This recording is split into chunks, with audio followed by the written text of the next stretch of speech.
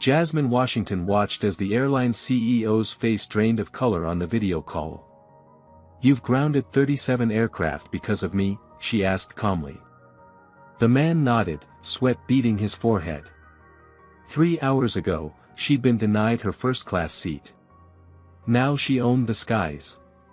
Before we dive deeper into this incredible story, let me know where you're watching from in the comments. Hit that like button if you've ever experienced discrimination while traveling, and subscribe for more powerful stories of people standing up for themselves. Now, let's see how Jasmine Washington rose to become one of America's most influential CEOs.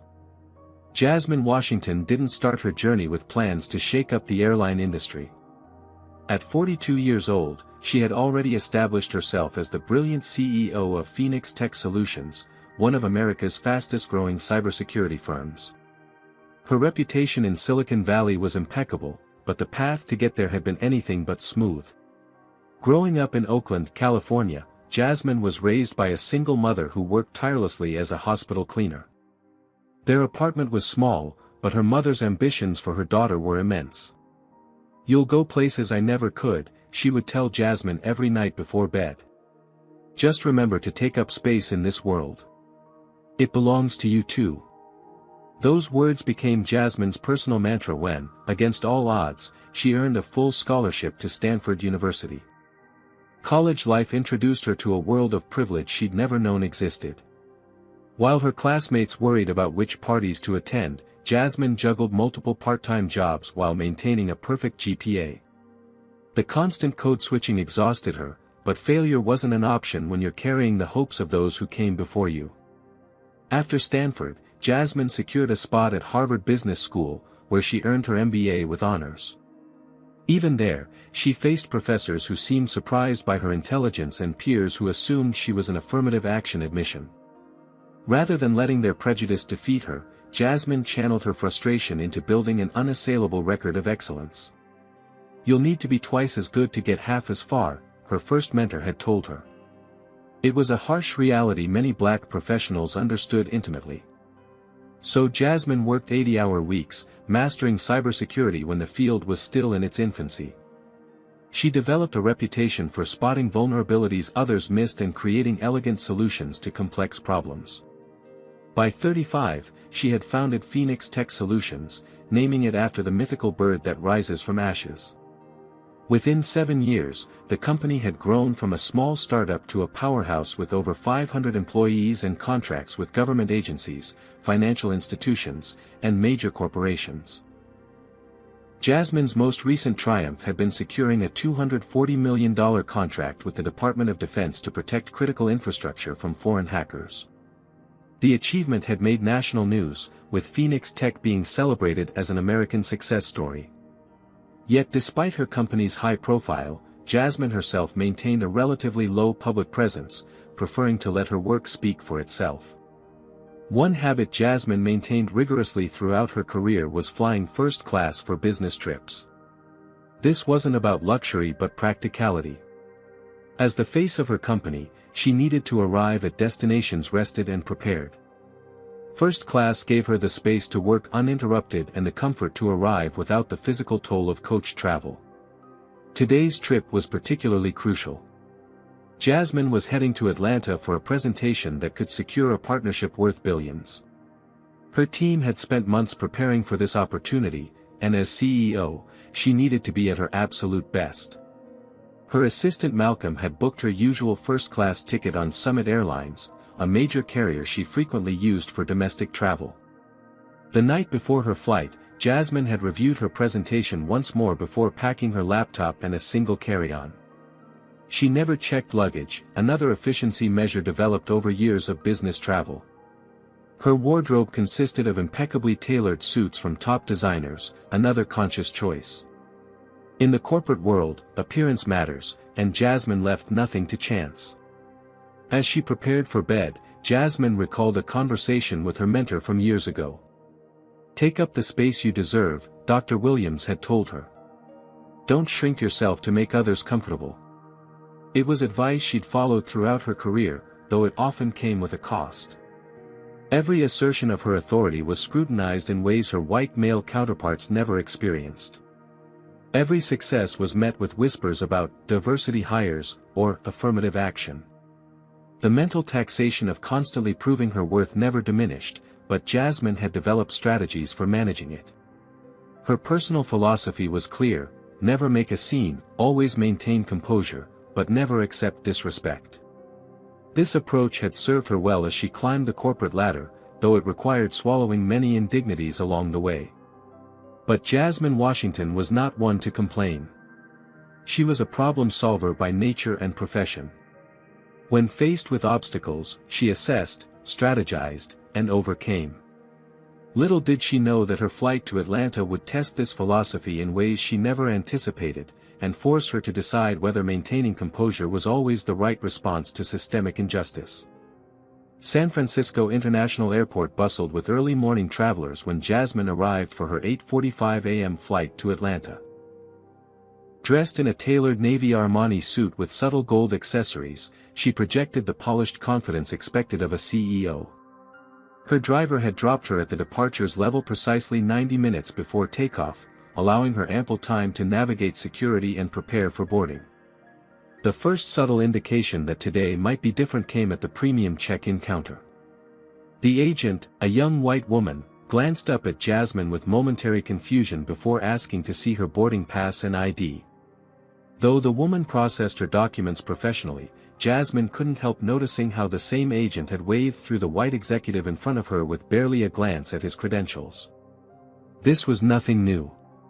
Jasmine had long ago developed a mental catalog of these microaggressions. They ranged from security personnel scrutinizing her ID for extra seconds to fellow passengers expressing surprise when she took her seat in first class. Today, she simply reclaimed her documents with a polite "thank you" and proceeded toward security.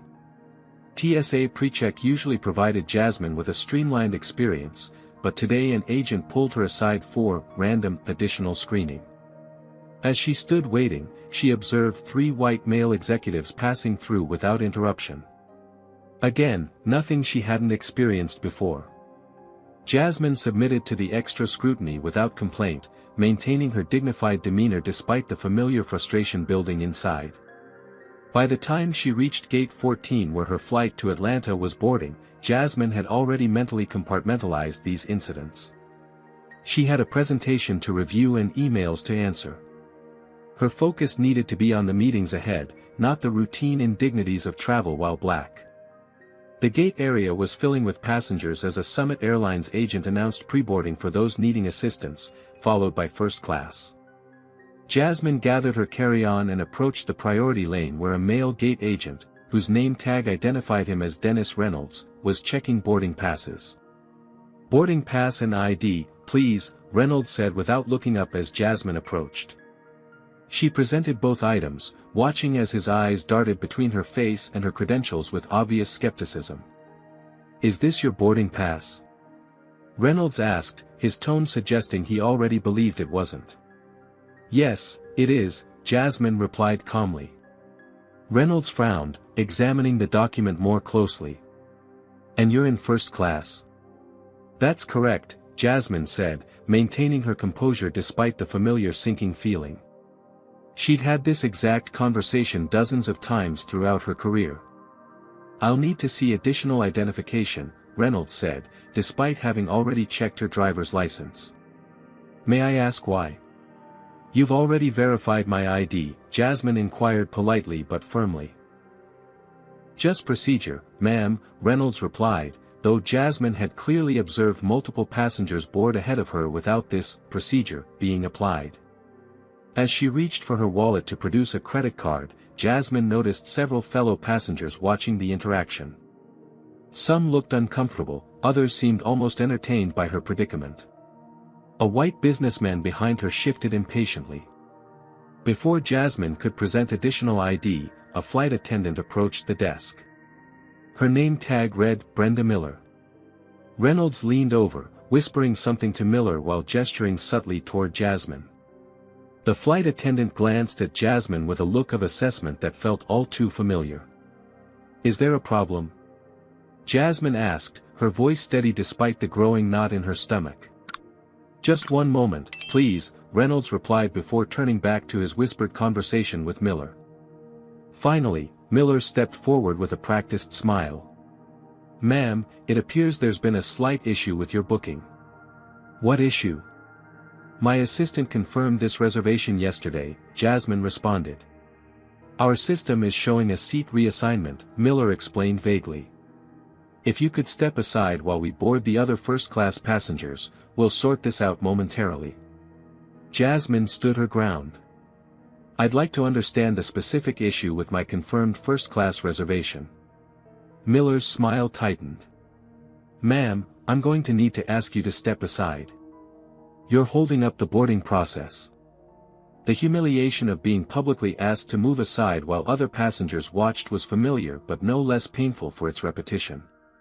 Still, Jasmine maintained her professional demeanor, stepping slightly to the right while keeping her position at the counter. Reynolds called over a supervisor, a middle-aged white man named Keith Blackwell according to his name tag. As Blackwell approached, his expression made clear that he already viewed Jasmine as a problem to be managed rather than a customer to be served. "What seems to be the issue here?" Blackwell asked, directing his question to Reynolds rather than to Jasmine. "This passenger insists she has a first-class reservation, but the system is showing a reassignment," Reynolds explained. Only then did Blackwell acknowledge Jasmine's presence. "Ma'am, it appears there's been a computer error with your reservation. Your first-class seat has been reassigned." "I don't understand," Jasmine said. "My assistant confirmed this reservation yesterday. I have my boarding pass showing seat 2A. What kind of error would cause a confirmed seat to be reassigned without notification?" "These things happen," Blackwell replied dismissively. "We can accommodate you in coach and process a refund for the fare difference. That's the best we can do at this time." As they spoke, Jasmine noticed a white man in his 50s being cheerfully checked in by Reynolds. The man proceeded down the jetway without additional scrutiny. When Jasmine glimpsed the man's boarding pass, she saw clearly that he had been assigned to 2A, her seat. "That passenger was just given my seat," Jasmine said, pointing discreetly. "Ma'am, no one was given your seat. The system made automatic reassignments based on operational needs," Blackwell responded, his tone growing increasingly condescending. "Now, if you'd like to fly to Atlanta today, I suggest you accept the coach seat we're offering. Otherwise, we can try to rebook you on a later flight." "I'd like to speak with your manager," Jasmine stated calmly. "I am the manager on duty," Blackwell replied with thinly veiled impatience. "And right now, you're causing a scene that's delaying our boarding process. I need you to make a decision, take the coach seat or step aside so we can help other passengers." The phrase, "causing a scene," stung particularly. Throughout her career, Jasmine had been meticulous about never raising her voice, never showing anger, never doing anything that could trigger the angry black woman stereotype that so often was used to discredit legitimate concerns. "I am not causing a scene. I am calmly inquiring about why my confirmed first-class reservation has been changed without notice," Jasmine clarified, her voice steady despite the adrenaline now coursing through her system. "Ma'am, I need you to step aside now so we can board our actual first-class passengers," Blackwell said, emphasizing the word "actual" in a way that made his meaning unmistakable. The comment landed like a physical blow. Jasmine felt her chest tighten as the familiar mixture of rage, humiliation, and resignation washed over her. This was far from the first time she'd experienced discrimination while traveling, but something about the blatant nature of this incident, occurring despite her status, her achievements, her impeccable presentation, cut deeper than usual.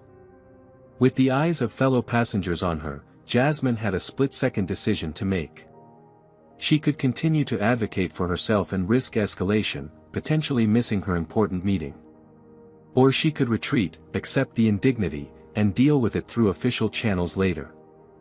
"I'll step aside," she finally said, her voice betraying none of the emotion roiling beneath her composed exterior.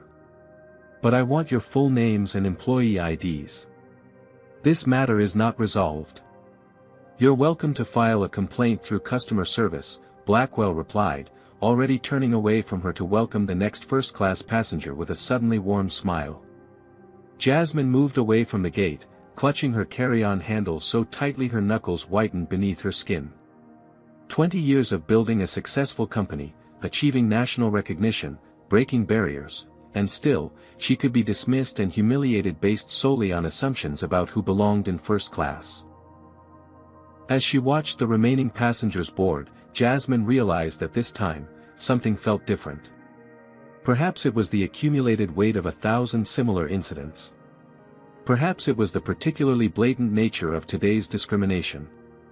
Or perhaps it was the realization that her position gave her resources that most victims of such treatment didn't have.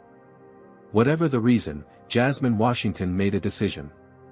This time, she would not simply file a complaint that would be ignored or addressed with empty apologies. This time, there would be consequences. Jasmine walked deliberately away from the gate, maintaining perfect posture despite the storm brewing inside her. Finding a relatively quiet corner of the terminal near an unused gate, she took a seat facing away from the flow of travelers. Only then did she allow herself a moment to process what had just occurred. The familiar cycle of emotions washed over her, first the hot rush of humiliation, then the simmering anger, followed by the exhausted resignation that came from knowing this was just one incident in a lifetime collection of similar experiences. For a few minutes, she sat perfectly still, her breathing measured and controlled as she worked through these feelings. 2 decades of corporate success had taught Jasmine to compartmentalize her emotions, to never let others see when she'd been wounded. In boardrooms across America, she had perfected the art of the neutral expression, the calm response, the strategic patience. These skills had served her well as a black woman navigating predominantly white corporate spaces. But today, something had shifted. Perhaps it was the particularly blatant nature of the discrimination she just faced. Perhaps it was the exhaustion of constantly having to be twice as composed, twice as professional, twice as perfect just to be treated with basic dignity. Or perhaps it was the realization that her position now afforded her options that many others in her situation wouldn't have. Jasmine opened her phone and began reviewing her standard options. She could file a formal complaint with Summit Airlines customer service, a process that would likely result in a form letter apology and perhaps a voucher for a future flight. She could accept the coach seat offered and proceed to her meeting, swallowing this indignity as she had swallowed countless others. She could book another flight on a different airline, potentially missing her crucial presentation. None of these options felt adequate. None addressed the underlying problem. As she considered her next move, Jasmine recalled a conversation from a black executives conference she'd attended the previous month. During a private dinner, several CEOs had discussed the responsibility that came with their positions. "We've broken through ceilings to get here," one woman had said. "Now we have to use that position to create accountability where none existed before." Those words resonated with Jasmine now. Throughout her career, she had focused primarily on personal achievement and the advancement of her company. She had mentored young black professionals and supported diversity initiatives, but she had rarely leveraged her position to directly challenge discrimination when she experienced it personally. Today felt different. Today felt like a moment where her response mattered not just for herself but for everyone who had ever faced similar treatment without having the resources to fight back. Jasmine opened her laptop and accessed her company's secure server. As the CEO of a cybersecurity firm that protected critical infrastructure and sensitive data, she had connections that extended throughout multiple industries. She navigated to Summit Airlines' parent company information, reviewing their corporate structure and key partnerships. What she discovered sent a current of realization through her. Summit Airlines was part of a larger transportation conglomerate that intersected with Phoenix Tech's client network at multiple points. Most significantly, her firm managed cybersecurity for 3 companies in Summit's supply chain, including their reservation system provider. This realization crystallized Jasmine's thinking. She had leverage, not just the leverage of a potential lawsuit or bad publicity, but actual structural influence that could impact Summit's operations. For the first time in her professional life, Jasmine considered using the full extent of her position to force accountability. It was a calculated risk.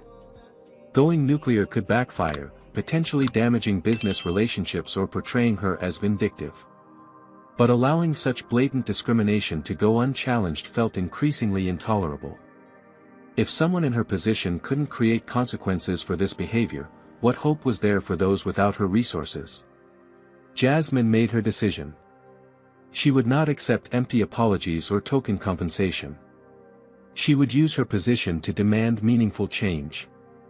First, she contacted her executive assistant Malcolm, briefly explaining the situation and asking him to reschedule her Atlanta presentation. To his credit, Malcolm asked no questions, immediately understanding the gravity of the situation. Within minutes, he confirmed the meeting could be moved to video conference the following day. Next, Jasmine called her company's chief legal counsel, Benjamin Torres. "Benjamin, I need our legal team mobilized immediately," she explained, detailing the incident with precision. "We'll need documentation," Torres responded immediately. "Airport security footage, witness statements if possible. I want our security team to request the footage before it mysteriously disappears," Jasmine instructed. "Use whatever connections we have. I also want statements from any of our employees who have experienced similar treatment from Summit." Torres paused briefly. "Jasmine, are you sure you want to pursue this? These cases can become messy, and the airlines typically have armies of lawyers ready to drag things out for years." "I'm not planning to let this play out over years," Jasmine replied, her resolve strengthening. "I want immediate action. Summit Airlines needs to understand there are consequences for treating people this way." "Understood. I'll activate the team immediately," Torres confirmed, recognizing the determination in his boss's voice. Jasmine's next call was to her chief operating officer, Darius Johnson. Of all her executive team, Darius understood her best. They had worked together for 15 years, developing a shorthand communication and implicit trust. "Darius, I need to implement protocol reflection," she said when he answered. Protocol reflection was their code for activating a comprehensive response to discrimination. They had developed it years ago after a particularly egregious incident with a potential client. The protocol included legal, media, and operational components designed to create maximum leverage. "Location?"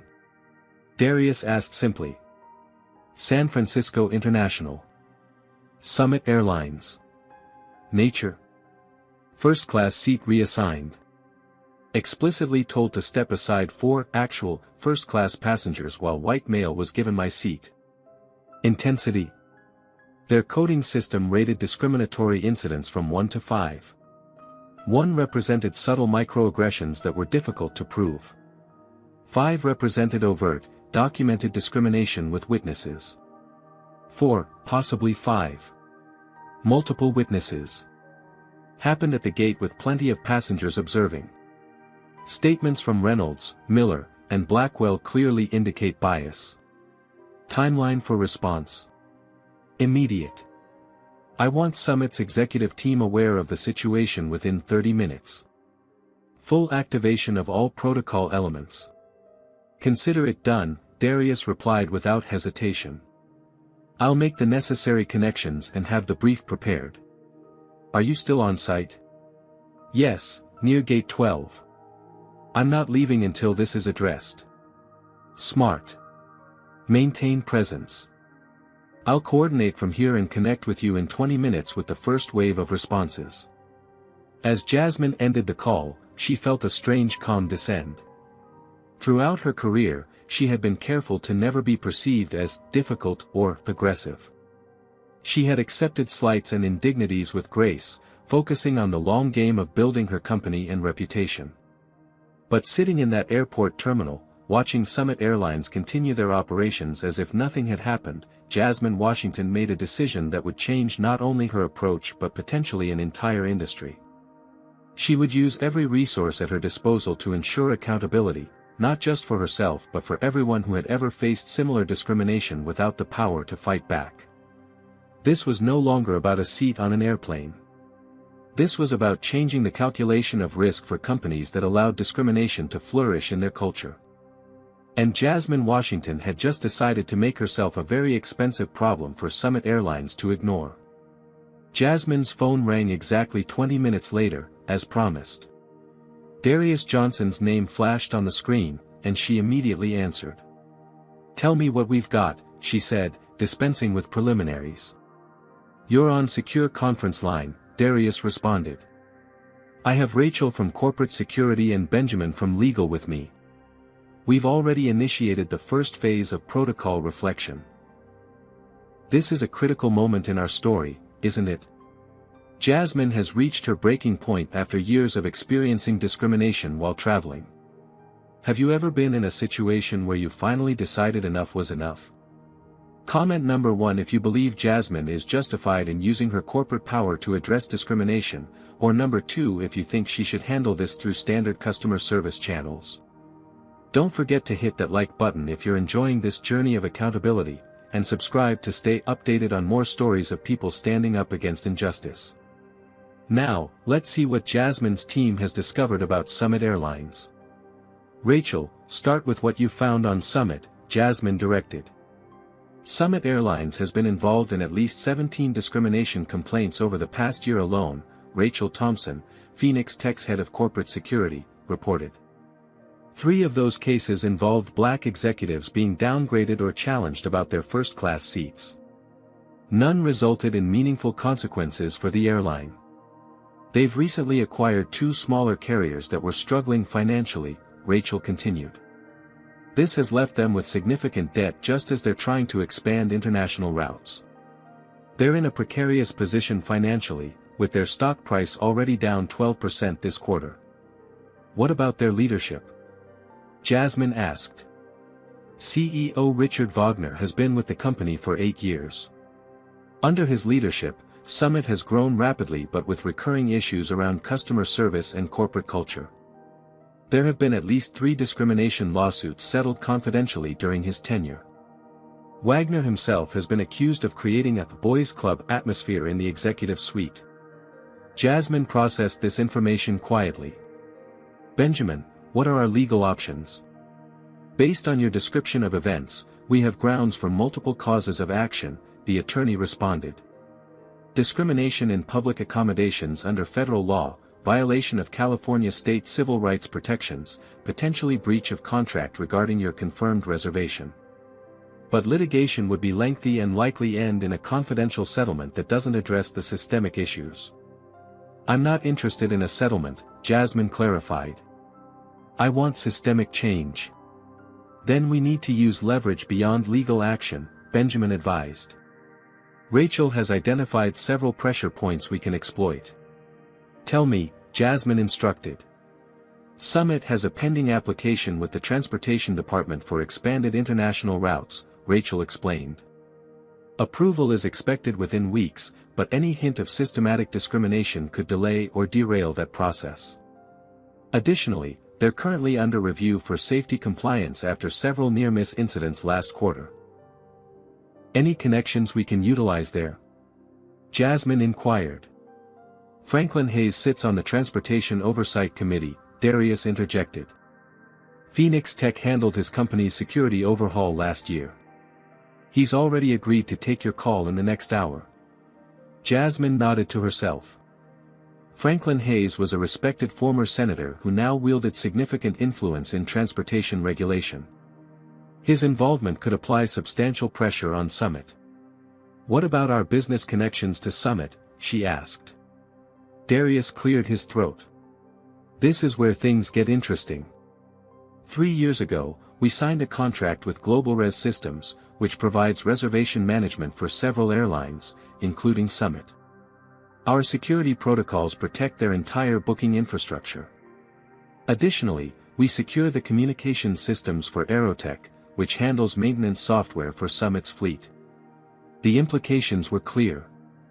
While Phoenix Tech would never compromise the security of their client systems, a routine security audit of these systems could require temporary suspension of services, effectively grounding Summit's operations until the audit was complete. I want a comprehensive brief prepared within 15 minutes, Jasmine instructed. Include all potential leverage points, documentation of today's incident, and similar cases involving Summit. I also want direct contact information for Richard Wagner and his executive team. Already compiled, Rachel confirmed. The brief will be in your secure inbox in 10 minutes. We've also identified 3 Phoenix Tech employees who reported similar experiences with Summit in the past 6 months. They've agreed to provide statements if needed. Excellent. Darius, arrange a conference call with our key allies in 30 minutes. Include Elaine Carter from our board, she has connections to Summit's major investors. Will do, Darius confirmed. What's your next move? Jasmine considered the question carefully. I'm going to call Wagner directly. No threats, just facts and consequences. I want him to understand exactly what's at stake here. Be careful, Benjamin cautioned. Anything that could be construed as blackmail or coercion. I understand the legal boundaries, Jasmine interrupted calmly. I won't cross them. This call will simply inform him of actions we're already entitled to take. The connection between those actions and today's incident will be implicit. After finalizing details for the upcoming conference call, Jasmine ended the conversation and took a moment to center herself. Throughout her career, she had been the voice of restraint and professionalism. She had counseled patience and strategic thinking over emotional responses. But now she was preparing to unleash a corporate response that could potentially ground an entire airline. Was this an overreaction to being denied a seat? Perhaps it would appear that way to some. But Jasmine knew this wasn't about one seat or one flight. This was about a lifetime of accumulated indignities. This was about systems that allowed such discrimination to continue without consequences. This was about using her hard-won position to create change that would benefit others who faced similar treatment without her resources. As Jasmine reviewed the brief that appeared in her secure inbox, she felt a strange sense of clarity. For years, she had built Phoenix Tech into a formidable force in the cybersecurity world. Now, for the first time, she would deploy that power not just for business objectives but for justice. The document outlined Summit's vulnerabilities in meticulous detail. Their pending regulatory approvals. Their precarious financial position. Their dependence on systems protected by Phoenix Tech. Their history of discrimination complaints that had been quietly resolved without addressing underlying issues. Jasmine checked her watch. 28 minutes had passed since she walked away from the gate. It was time to make the call that would transform a routine act of discrimination into a corporate crisis for Summit Airlines. With the precision and focus that had made her one of the most respected CEOs in her industry, Jasmine Washington dialed the number for Summit Airlines corporate headquarters, prepared to speak directly to the man responsible for the company's culture. What would happen next would send shockwaves through the airline industry and transform a personal humiliation into a moment of reckoning. Exactly 30 minutes after being denied her seat, Jasmine joined the conference call her team had organized. The virtual room filled quickly with key players, her executive team, legal counsel, and strategic allies with connections throughout the transportation industry. Let's begin, Jasmine said once everyone had joined. We all know why we're here. I've just experienced a clear case of discrimination by Summit Airlines, and I'm not allowing it to pass unchallenged. This call is to coordinate our response. Rachel Thompson, Phoenix Tech's corporate security specialist, shared her screen with the group. I've completed a preliminary investigation into Summit's pattern of discriminatory practices. In the past 18 months, we've identified 23 formal complaints involving racial bias in their customer service. 3 specifically involve black executives being challenged about their first-class seating. The presentation showed statistical evidence highlighting Summit's disproportionate, random, security checks of passengers of color and internal communications revealing concerning language used by staff. Most significantly, Rachel continued, I've located a former Summit employee willing to provide documentation of informal policies that encourage gate agents to verify first-class passengers who don't fit the typical profile. This whistleblower has provided internal emails that directly link these practices to executive direction. Benjamin Torres, Phoenix Tech's legal counsel, spoke next. These documents establish a clear pattern of discriminatory behavior. While individual incidents might be dismissed as misunderstandings or employee error, this evidence suggests systemic issues embedded in Summit's operational culture. He outlined potential legal actions ranging from individual discrimination claims to class action possibilities. However, he cautioned, litigation is time-consuming and often results in confidential settlements that don't address the underlying problems. We need to consider alternative approaches for immediate impact. Darius Johnson, Jasmine's trusted COO, took over the presentation. We've identified several key leverage points. First, Summit is awaiting approval for lucrative international routes from the Transportation Department. Any hint of systematic discrimination could delay or derail that process. Second, he continued, their recent acquisitions have left them financially vulnerable. Their stock is already underperforming, and they can't afford negative publicity right now. Third, and most critical, Phoenix Tech provides security for multiple systems in Summit's operational infrastructure.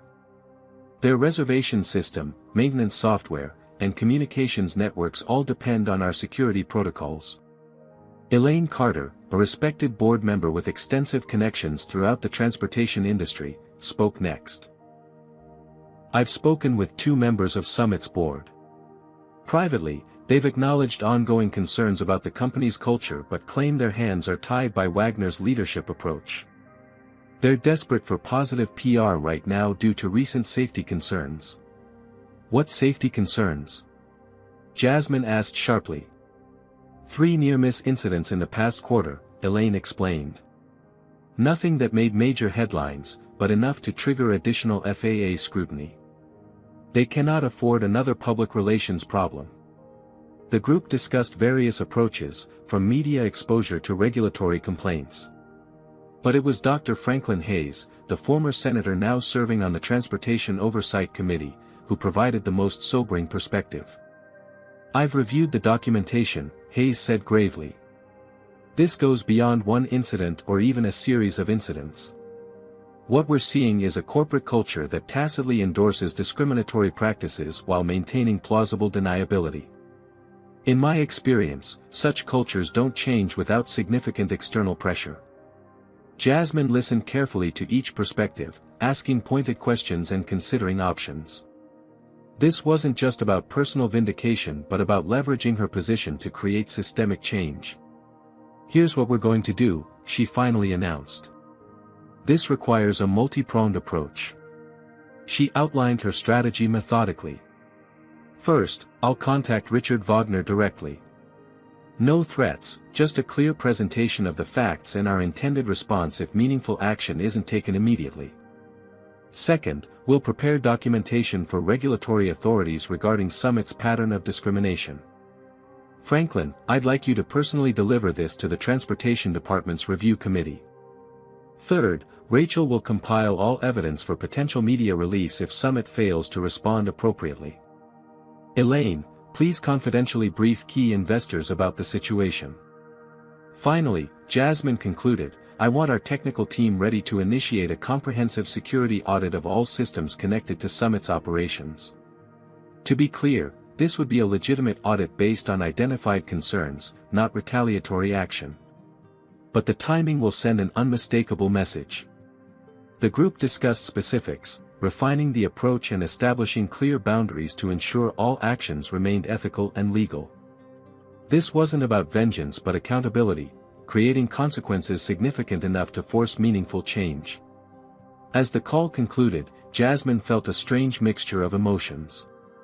Throughout her career, she had been careful to never be perceived as difficult or threatening. She had swallowed countless indignities to maintain professional relationships and advance her company's interests. But today had changed something fundamental in her approach. She was no longer willing to accept apologies and promises of internal reviews that led nowhere. She had built Phoenix Tech into a powerhouse precisely for moments like this, when influence and leverage could be deployed for meaningful change. Any final questions? Jasmine asked as they prepared to end the call. Just one, Darius said quietly. Are you sure you want to do this? Once we start, there's no turning back. Jasmine considered the question seriously. Using her corporate power this way was unprecedented in her career. It could have repercussions beyond Summit Airlines. I'm sure, she finally replied. For 20 years, I've played by rules designed to minimize conflict and maintain the status quo. I've filed complaints that disappeared into corporate bureaucracy. I've accepted apologies that led to no actual change.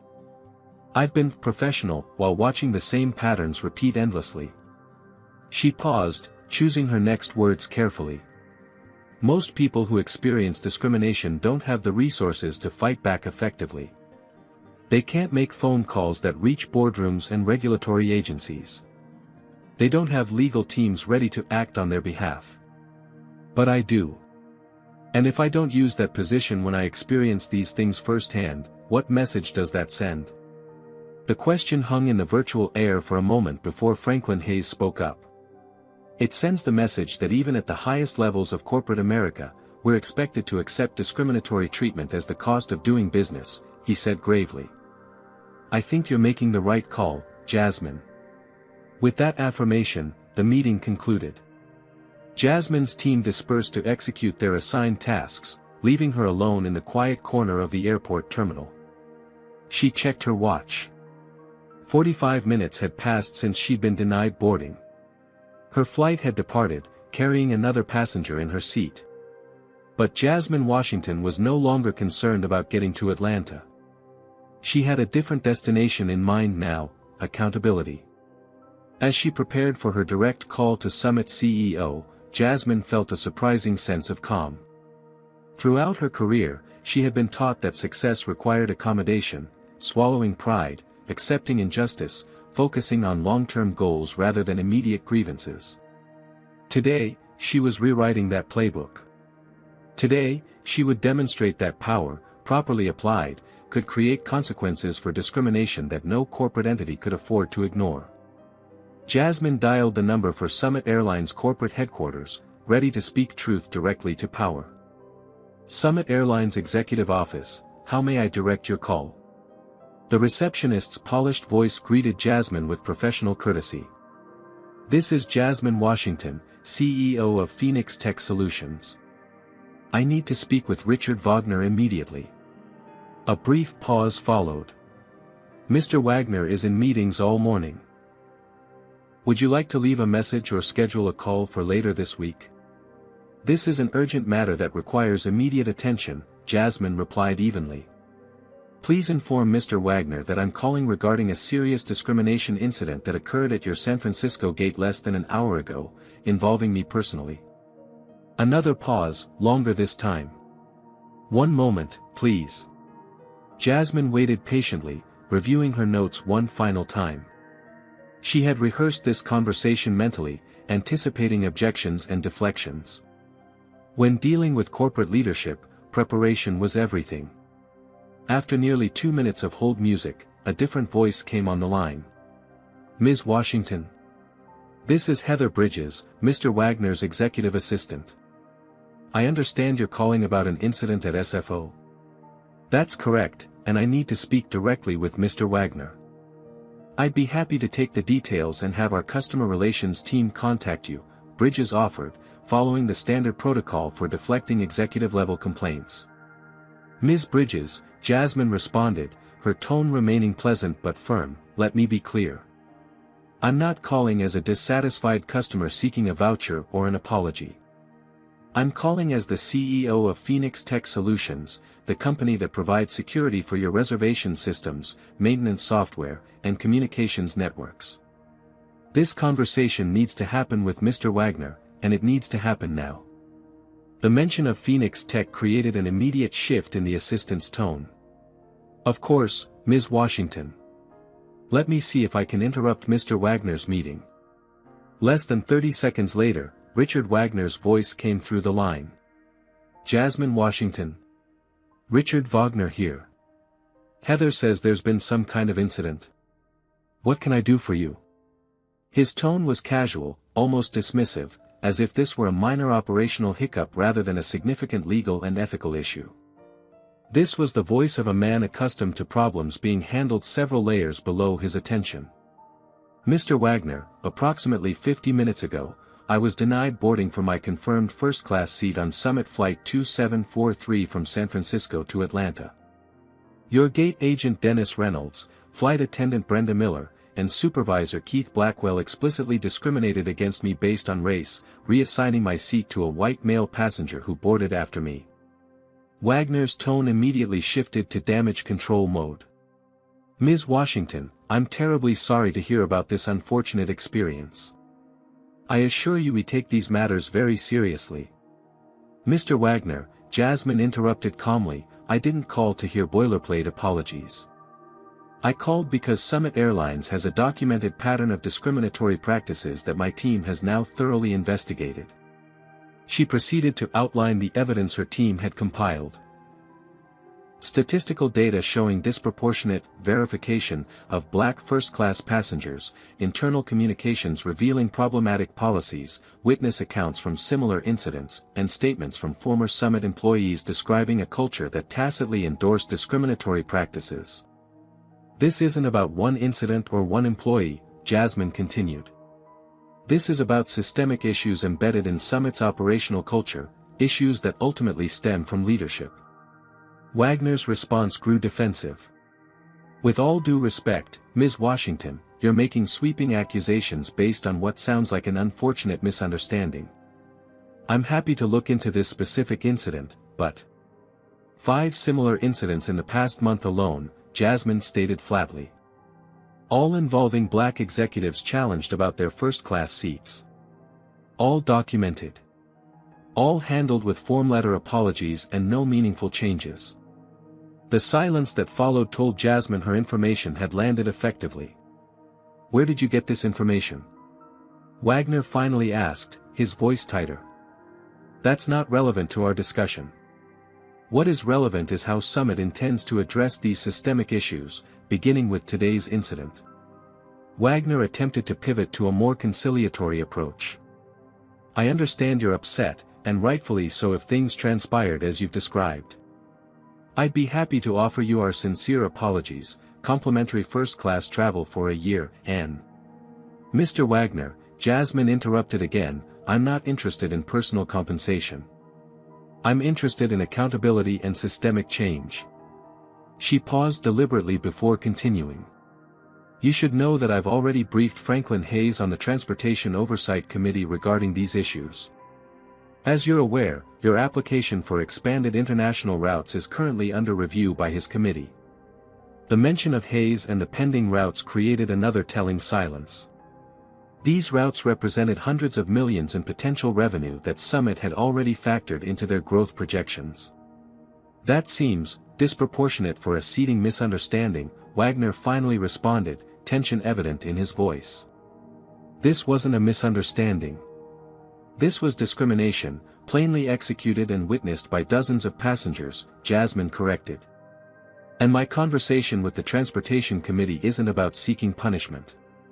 It's about ensuring that companies receiving federal approvals maintain appropriate standards regarding equal treatment of all passengers." She continued methodically outlining the potential consequences Summit now faced: regulatory scrutiny of their discrimination record, media attention regarding their corporate culture, investor concerns about leadership and risk management. Additionally, Jasmine added, Phoenix Tech will be conducting a comprehensive security audit of all systems connected to Summit's operations, beginning immediately. This is standard procedure when we identify potential vulnerabilities in client networks. The implication was clear: such an audit could potentially ground Summit's fleet until completed. While this would be a legitimate security measure rather than retaliatory action, the timing sent an unmistakable message. Wagner's tone shifted dramatically. "Ms. Washington, I think we may have gotten off on the wrong foot here. Clearly, this situation requires my personal attention. I'd like to suggest we take a step back and discuss how we can address your concerns constructively." "I'm open to constructive discussion," Jasmine replied evenly. "Here are my requirements for resolution. She outlined specific demands: immediate placement of the 3 employees involved on administrative leave pending investigation, a comprehensive review of boarding procedures and training protocols, implementation of anti-bias training for all customer-facing staff, formation of a diversity and inclusion task force with external oversight, and a public commitment to addressing discriminatory practices. "That's quite extensive," Wagner responded hesitantly. "These are standard best practices for addressing systemic discrimination issues," Jasmine noted. "Nothing I'm requesting is extraordinary or punitive. I'm simply asking Summit to acknowledge the problem and implement meaningful changes." Wagner attempted one final deflection. "I'll need to discuss this with our board and legal team. These decisions can't be made unilaterally, even by the CEO. Can I call you back later today after I've had those conversations?" "Of course," Jasmine agreed reasonably. "I'll expect your call within 1 hour. If I haven't heard from you by then, I'll assume Summit isn't interested in resolving this matter cooperatively, and will proceed accordingly." The implied threat hung in the air for a moment before Wagner responded. "I understand. I'll be in touch within the hour." As the call ended, Jasmine sat back in her airport chair, mentally reviewing the conversation. She had maintained her composure throughout, presenting facts rather than emotions, consequences rather than threats. The ball was now in Wagner's court. Jasmine sent a brief update to her team, then checked her watch. The next hour would determine whether Summit Airlines chose accountability or resistance. Either way, she was prepared to follow through on every aspect of her strategy. For the first time in her professional life, Jasmine Washington had deployed the full extent of her influence to address discrimination directly. The sense of empowerment was palpable, not because she enjoyed wielding power, but because she was finally using her position to create consequences for behavior that had too long been consequence-free. As travelers moved through the terminal around her, most unaware of the corporate drama unfolding in their midst, Jasmine waited calmly for Richard Wagner's decision. Whether he realized it yet or not, Summit Airlines stood at a crossroads. Their response in the next hour would determine not just the resolution of one incident but potentially the future of their entire operation. Richard Wagner hung up the phone and immediately buzzed his assistant. "Heather, get me Gerald Thompson from legal and Blake Harrison from operations. Now. And clear my schedule for the next hour."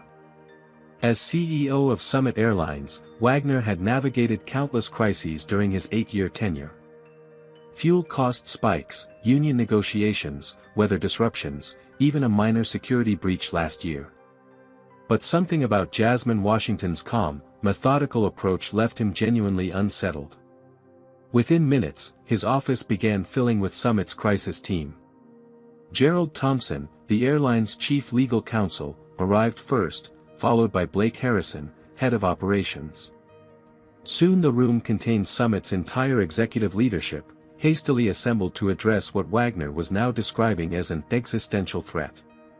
"So let me get this straight," Thompson said after Wagner briefed the team.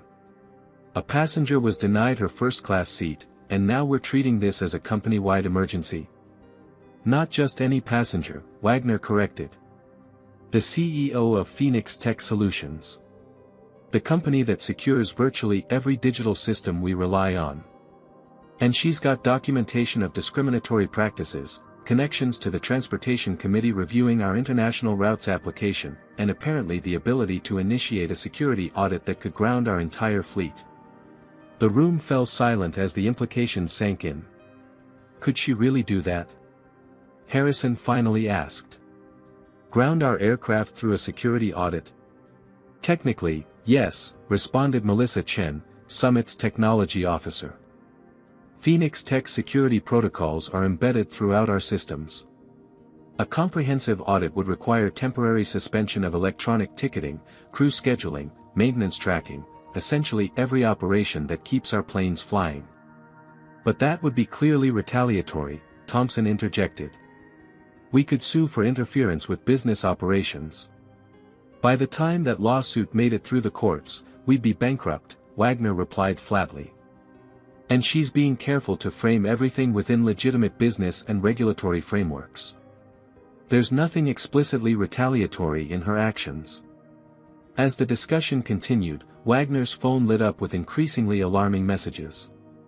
Summit's board chairman was requesting an immediate briefing.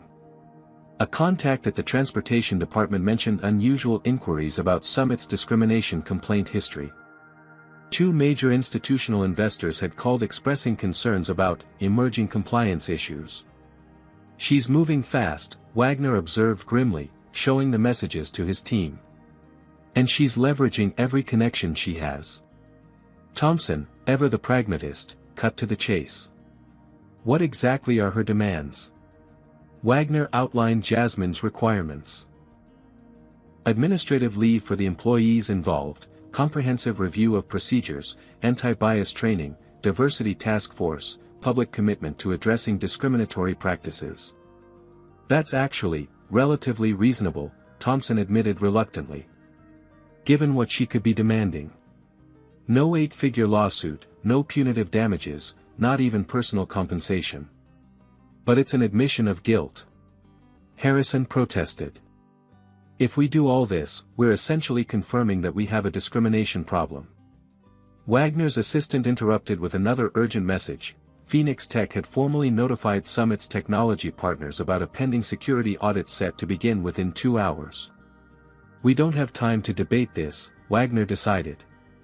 Gerald, what happens if we refuse her demands? The lawyer considered the question carefully. Best case, we face a highly publicized discrimination lawsuit from one of the most prominent black female CEOs in the country, regulatory scrutiny that could derail our international routes application, and a security audit that could temporarily ground our fleet. And worst case? Wagner pressed. Worst case includes all of the above, plus class action potential if her team has really identified a pattern of similar incidents. That could be catastrophic both financially and reputationally. Harrison, still resistant to capitulation, argued, but if we give in to every passenger with connections? This isn't every passenger, Wagner interrupted sharply. This is someone with the actual power and resources to create significant consequences. We need to be strategic here. The debate continued for another 10 minutes, but the decision was effectively made when Summit's stock price began fluctuating on rumors of operational concerns and potential regulatory issues. Institutional investors were already calling for information, and social media was beginning to pick up whispers of a major airline facing discrimination allegations. Wagner checked his watch. 35 minutes had passed since his call with Jasmine. Her 1-hour deadline approached rapidly. Here's what we're doing, he announced decisively. We're meeting her demands. All of them. Gerald, draft a statement committing to the action items she outlined. Blake, put those 3 employees on immediate administrative leave. Melissa, work with Phoenix Tech to define parameters for a limited security review that won't require grounding our fleet. As his team sprang into action, Wagner placed another call to Summit's board chairman, explaining the situation and the decision to comply with Jasmine's requirements. The conversation was tense but brief, ending with reluctant agreement that Wagner's approach represented the least damaging path forward. 48 minutes after his initial conversation with Jasmine Washington, Richard Wagner called her back. MS. Washington, he began, his tone markedly different from their previous call. After consulting with my team, I want to personally apologize for your experience today. It was unacceptable, and it reflects issues within our organization that clearly need addressing. He proceeded to outline Summit's commitment to implementing every measure Jasmine had requested, adding that the employees involved had already been placed on administrative leave pending a full investigation. Additionally, Wagner continued, I'd like to propose a more collaborative approach to the security audit. Rather than a comprehensive system review that might disrupt travel for thousands of passengers, perhaps we could work with your team on a phased assessment that accomplishes the same goals without grounding our aircraft. It was the closest thing to begging that a CEO of his stature would allow himself. Both of them recognized it. That seems reasonable, Jasmine replied after a brief consideration. My team will coordinate with yours on an appropriate framework. My goal has never been to create collateral damage for innocent travelers. The relief in Wagner's voice was palpable. "Thank you. I appreciate your willingness to work with us on this aspect. And I want to emphasize that Summit takes full responsibility for today's incident and the underlying issues it represents. We're committed to making meaningful changes. I'll be watching to ensure those commitments are honored," Jasmine responded, neither harsh nor conciliatory. Simply factual. As their call concluded, Wagner sat back in his chair, mentally calculating the costs of today's crisis.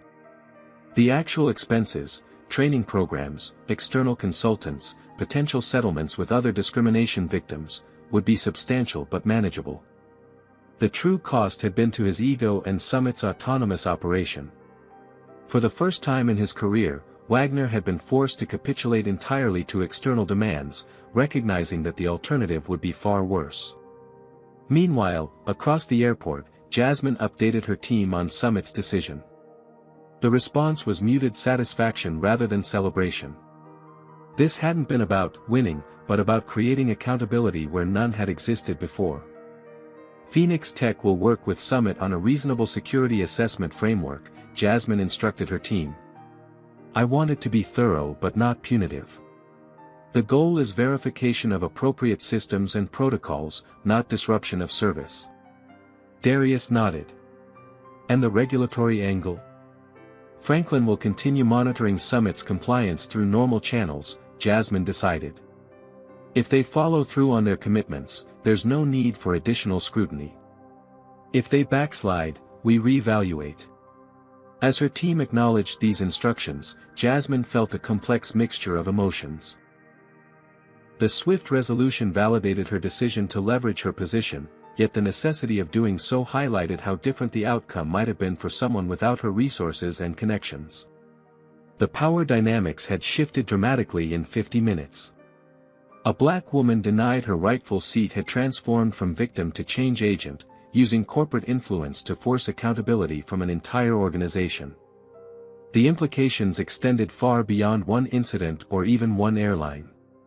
What Jasmine Washington had demonstrated today was that discrimination could be made expensive, prohibitively so, when those with power chose to use it strategically. The question now was whether Summit Airlines would truly embrace substantive change or merely perform compliance while maintaining the status quo. Either way, Jasmine had established a new calculus for companies considering the cost of allowing discriminatory practices to persist. Sometimes, that cost included grounding an entire fleet and potentially losing billions in market value. It was a lesson Summit Airlines wouldn't soon forget. 3 days after the incident at San Francisco International Airport, Summit Airlines issued a public statement that sent ripples throughout the transportation industry. In carefully worded but unambiguous language, the airline acknowledged that recent incidents have highlighted the need for comprehensive review of our customer service practices, particularly regarding potential bias in passenger treatment. The statement detailed a series of commitments: mandatory anti-bias training for all customer-facing staff, formation of a diversity and inclusion task force with external oversight, revision of boarding procedures to eliminate subjective verification practices, and implementation of anonymous reporting mechanisms for both employees and passengers to identify potential discrimination. Most significantly, Summit announced an independent investigation of all discrimination complaints received over the past 5 years, to be conducted by a respected civil rights organization with full access to company records and personnel. For Jasmine Washington, watching the announcement from her office in Silicon Valley, the statement represented a victory, not for her personally, but for accountability. She had received Wagner's call 48 hours earlier, informing her that the Summit board had unanimously approved these measures after an emergency session.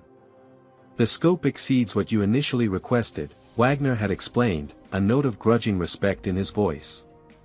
Our board recognized that addressing these issues piecemeal wasn't sufficient. We needed a comprehensive approach.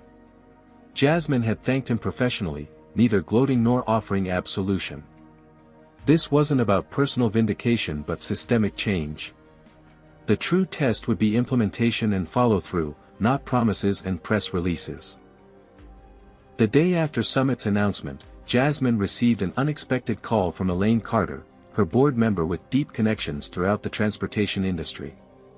"You've started something," Elaine said without preamble. 3 other major airlines have initiated internal reviews of their boarding procedures and discrimination complaint histories. Nobody wants to be the next Summit. This ripple effect hadn't been Jasmine's primary objective, but it didn't surprise her. Industries often moved as herds.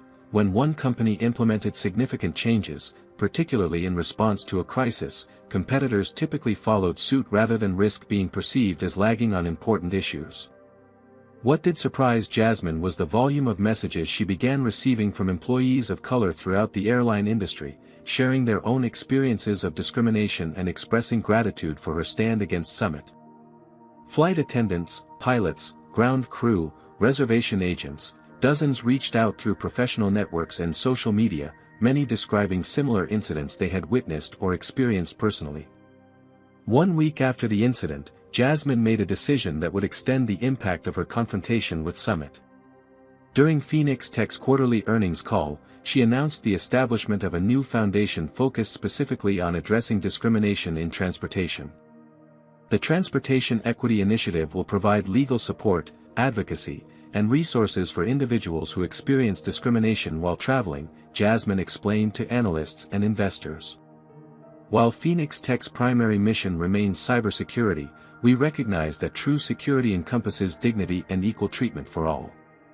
The announcement garnered widespread media coverage, with business publications analyzing the growing intersection of corporate power and social advocacy. Some analysts questioned whether the initiative represented a distraction from Phoenix Tech's core business, but markets responded positively, with the company's stock rising 3% by day's end. Behind the scenes, Jasmine worked with her legal team to structure the foundation as an independent entity with its own board and funding mechanism. This wasn't a corporate social responsibility stunt but a substantive commitment to addressing a pervasive problem. 2 weeks after the incident, Summit Airlines contacted Jasmine with an unexpected proposal, a partnership between Phoenix Tech and Summit to develop AI-powered bias mitigation technology for customer service interactions. The system would analyze patterns in passenger treatment, flagging potential disparities and providing real-time guidance to staff.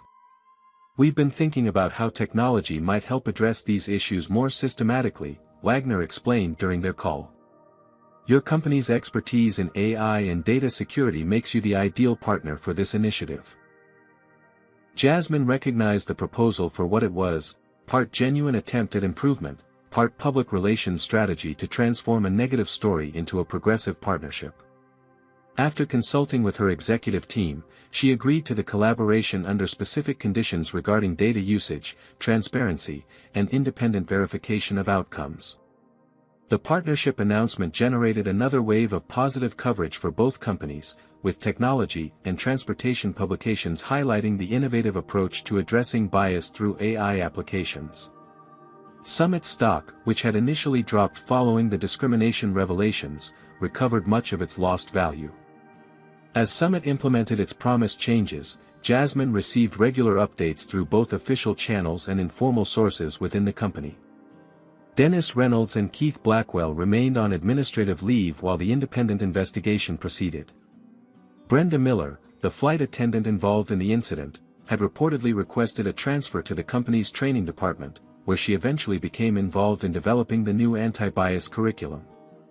Most telling was the decrease in discrimination complaints across multiple airlines in the months following the incident. Industry publications began referring to the Washington Standard for corporate accountability, the expectation that companies would implement meaningful systemic changes rather than offering token apologies when discrimination occurred. For Jasmine herself, the experience generated mixed emotions. The positive outcomes were undeniable: substantive changes at Summit, ripple effects throughout the industry, support for others facing similar treatment. Yet she remained acutely aware that her ability to force this accountability stemmed from her exceptional position of influence, a position most discrimination victims simply didn't have. 3 months after the incident, as she prepared to board another Summit flight for a business trip to Chicago, Jasmine reflected on this reality. The gate agent who checked her boarding pass was courteous and professional, with none of the suspicious scrutiny she had experienced before. The flight attendant who welcomed her aboard made eye contact and smiled genuinely. Small changes, perhaps, but indicative of larger shifts in training and culture. As Jasmine settled into her first-class seat, she opened her laptop to review notes for her upcoming meeting. On her screen was a draft proposal for expanding the Transportation Equity Initiative to provide resources for individuals without corporate power or connections, those who experience discrimination but lack the leverage to create consequences on their own. The incident at San Francisco had transformed not just Summit Airlines but Jasmine's own approach to using her position. Throughout her career, she had focused primarily on individual achievement and corporate success. Now she recognized that true leadership included leveraging power to create space for others, particularly those without similar resources. It was a bittersweet realization. The necessity of such efforts highlighted how far society remained from true equality. Yet the tangible results demonstrated that strategic application of influence could create meaningful change, even in systems resistant to transformation. As the aircraft prepared for takeoff, Jasmine closed her laptop and gazed out the window at the San Francisco skyline. The city where she had been humiliated 3 months earlier now represented something different, the beginning of a new chapter in her understanding of power, responsibility, and the complex interplay between personal dignity and systemic change. The seatbelt sign illuminated with a soft chime. Summit Airlines Flight 847 to Chicago began its journey down the runway, carrying Jasmine Washington toward her next meeting, and her next opportunity to transform individual influence into collective progress. 3 months after the confrontation that temporarily threatened to ground Summit Airlines' entire fleet, Jasmine Washington stood in the first-class boarding line at San Francisco International Airport. Her destination was again Atlanta, though this time for a speaking engagement rather than a client meeting. As she approached the gate, she noticed subtle but significant changes in the boarding process. The gate agent, a young woman named Tanya according to her name tag, scanned boarding passes without the discriminatory verification that had once been common practice. First-class passengers of all races received identical treatment, professional courtesy without the additional scrutiny previously reserved for those who didn't fit the typical profile. "Good morning, Ms. Washington," Tanya said as she scanned Jasmine's boarding pass. "You're in seat 3A today. Have a pleasant flight. No double-checking of ID. No suspicious glances. No whispered consultations with supervisors.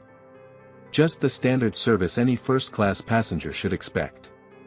As Jasmine made her way down the jetway, she reflected on how much had changed in 3 months. Summit Airlines had undergone a remarkable transformation, not just in procedures but in leadership and culture.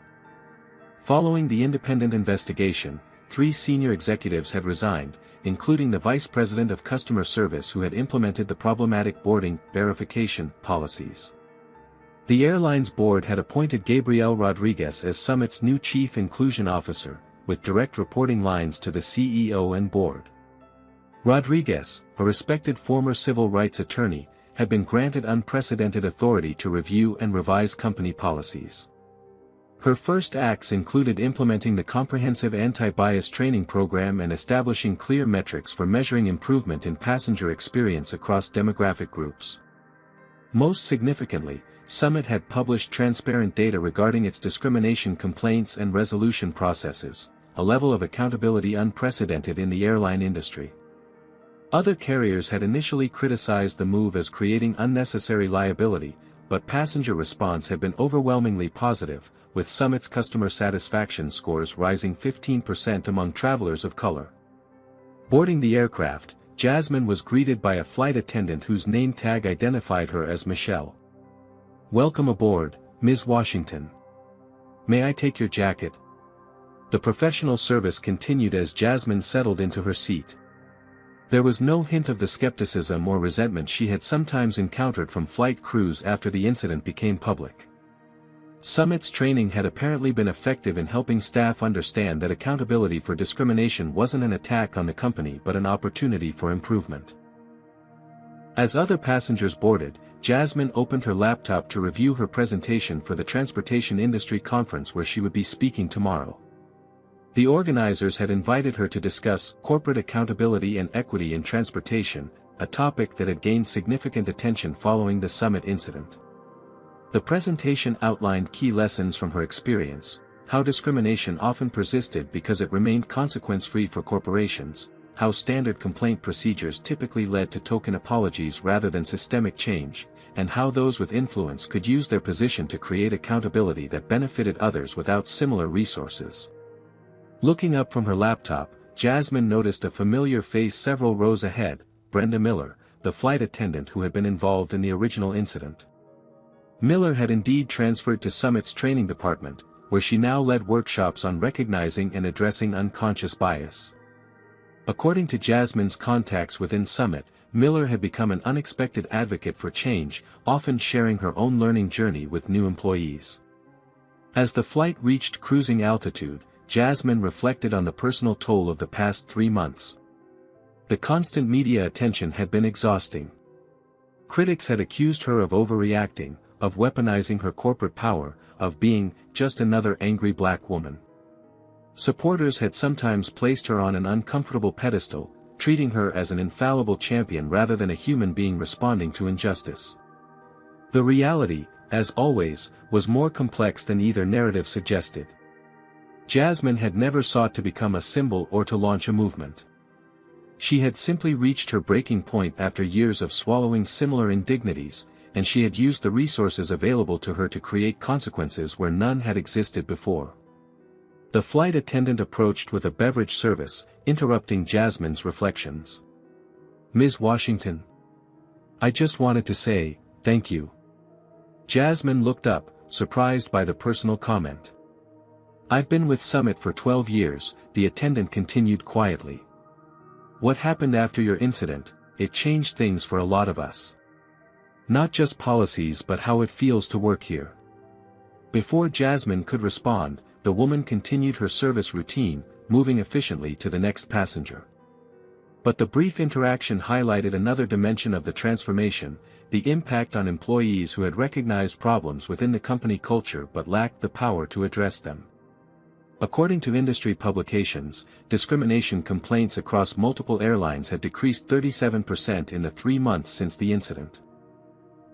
The Washington Standard had entered the corporate lexicon, with boards and executives increasingly asking themselves, could this decision withstand scrutiny if someone with influence experienced its negative effects? This broader impact had led to Jasmine's most significant post-incident decision, expanding the Transportation Equity Initiative to provide resources for discrimination victims without corporate leverage. The foundation now offered legal support, media advocacy, and strategic guidance for individuals experiencing treatment similar to what Jasmine had faced but lacking her resources to fight back. Already the initiative had taken on 12 cases, securing meaningful resolutions without the need for Jasmine's personal involvement in each situation. The very existence of the foundation created a deterrent effect, as companies recognized that discriminatory incidents might now attract organized, strategic responses rather than isolated complaints. Midway through the flight, Jasmine received an email notification about the Foundation's newest case, a black medical doctor who had been repeatedly questioned about his first-class seat on a regional carrier despite presenting appropriate documentation. The pattern was depressingly familiar, but the response would be different. This doctor wouldn't face the battle alone. As the aircraft began its descent into Atlanta, Jasmine closed her laptop and gazed out the window at the cityscape below. The past 3 months had transformed her understanding of power and responsibility. Throughout her career, she had measured success primarily through professional achievement and corporate growth. Now she recognized that true impact included how one used position and influence to create space for others. It was a bittersweet realization. The necessity of such efforts highlighted how far society remained from true equality. The fact that discrimination required the intervention of a CEO to generate meaningful consequences revealed the persistent imbalance in how different people were treated and valued.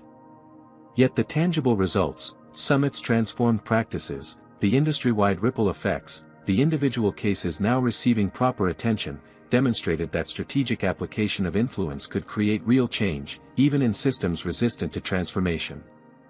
As the aircraft touched down smoothly on the Atlanta runway, Jasmine prepared to disembark into a world slightly different from the one 3 months ago. Not transformed completely, true equality remained a distant goal, but shifted in meaningful ways. The calculation had changed for companies considering the cost of allowing discriminatory practices to persist. Sometimes, that cost now included grounding an entire fleet and potentially losing billions in market value. It was a lesson Summit Airlines had learned firsthand. And as Jasmine Washington stepped off the plane into the terminal where she would soon address industry leaders about this very topic, she carried with her both the weight of continued responsibility and the cautious hope that each strategic stand against discrimination brought the transportation industry one step closer to genuine equity. Jasmine Washington's journey offers powerful lessons about discrimination and accountability.